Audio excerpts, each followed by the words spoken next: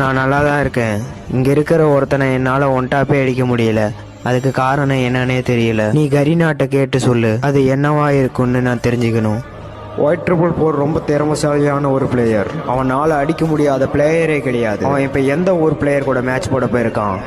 அவன் இப்ப தமிழ்நாட்டு பிளேயர்ஸ் கூட மேட்ச் போட போயிருக்கான். அங்க இருக்க பிளேயர்ஸ் தான் அவனால அடிக்க முடியலன்னு சொல்றான் அவன்.